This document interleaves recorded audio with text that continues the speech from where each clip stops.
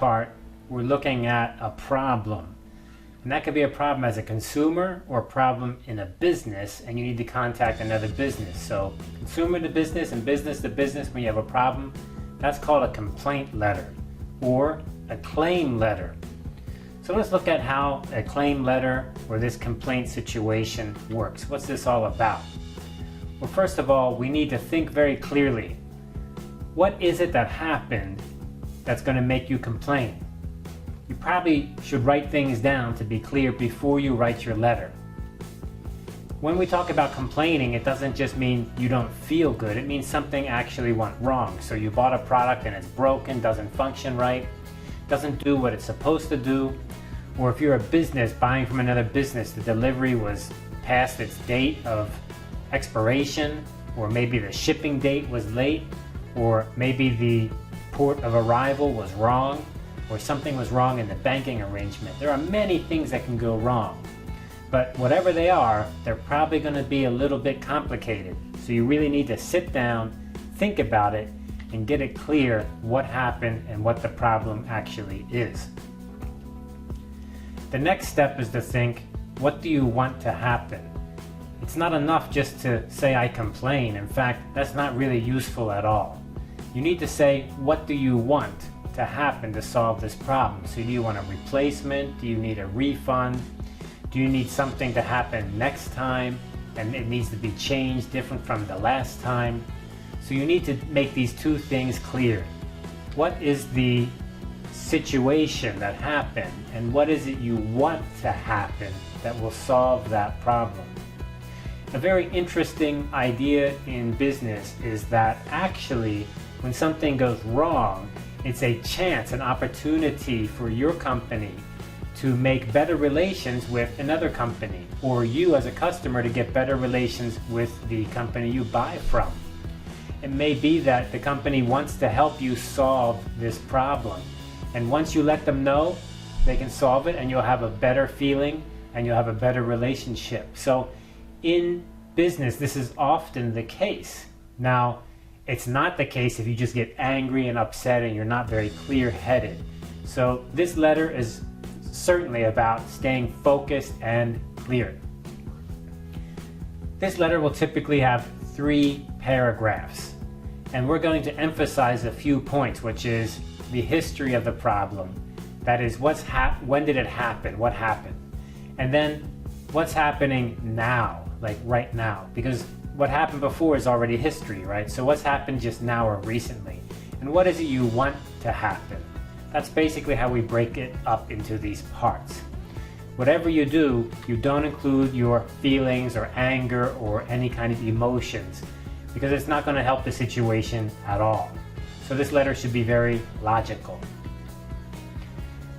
When you send this letter of complaint or claim letter, you need to be very clear on what you want to happen. You also need to be clear on exactly what happened so they can track the problem down. So for example, is there a product number? Is there a account number, a receipt number, an order number? You need to say all of these things. I've had experiences in companies where customers complain and they said something's wrong, it's not working, and I have no idea. What product are they talking about? What order are they talking about? Are they even a customer of my company? I don't know. So you need to give all that information clearly. All right, let's look at the complaint letter. It has 3 paragraphs, and let's first look at the first paragraph. The first paragraph should explain what the problem is, exactly how it happened. So it's kind of like in the past already. So you probably want to be clear about a couple things. One thing is the date. What was the date that you bought it on? And what was the date that it went wrong on? And what was that exact situation? So here we have a customer, a consumer complaining about he bought a computer on July 5th. And he had a problem when he tried to turn it on. He took the computer back to the dealer where I bought it, and here's the name of where he bought it. So there's another good thing and a location. So we've got a date and a name of a location and a company or a supplier and the location there. They told me the power system was broken and it would have to be repaired at no charge. because the machine was still covered by the warranty. After the repairs were finished 1 week later, I took the computer home and used it, and after 2 days, the same problem occurred. This time when I took it back to the store, I was told I would have to pay for the repairs. So in this example, this consumer example, he's complaining to the computer manufacturer saying, I bought it from one of your suppliers. This is the date I bought it. This is the location I bought it. This is the problem that happened. And then it happened again, and now they want me to pay. So now I send you this letter of complaint. Let's look at a business-to-business situation. Now, business-to-business situation, of course, can be much bigger, but we also should be careful to be very clear. So here we have our last order of apples. So this is what we ordered from your company, order number, and that's very good, order number right there. And that order number was placed on May 1. So right there, perfect. We have a date and we have an order number. That's great. Arrived yesterday, May 10. So this is what happened. This is the problems coming. 20 of the crates fully satisfied our needs, but five of the crates were seriously damaged in transit. The apples in the 5 crates were not fit for sale. Not fit for sale. So in these 2 examples, paragraph 1 is telling what happened, and that's already in the past. And they're very clear, no emotion, just step by step. Give me a date, give me a location, give me an order number, tell me exactly what happened. The business-to-business one's a great example. 5 crates were a problem. The other crates were okay, and here are the dates. That's a great example. Now, paragraph 2. In paragraph 2, we're going to go ahead and tell the situation right now, because paragraph 1 is what already happened. That may have happened a week ago, a month ago, or a year ago, or even longer ago. So now we're going to tell now. What did you do recently to try to solve this problem, or what made the problem develop recently?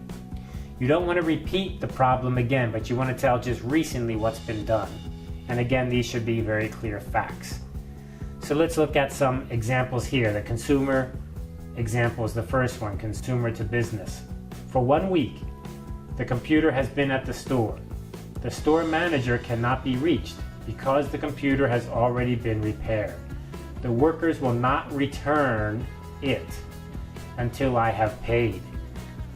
So we learned that there was a problem with this computer when he bought it.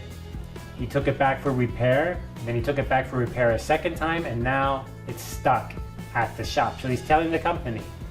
Otherwise, they won't know what's happened. They're going to think, is the computer in your house? Is the computer somewhere? They don't know. So he's making it clear this is what happened recently.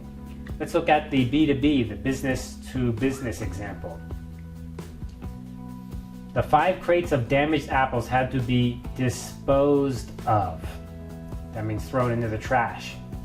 The rest of the shipment was accepted and sold with no problem. So again, very clear, we had to get rid of it, and that is the situation now. That is the situation now. Very clear, very short, very concise, right here.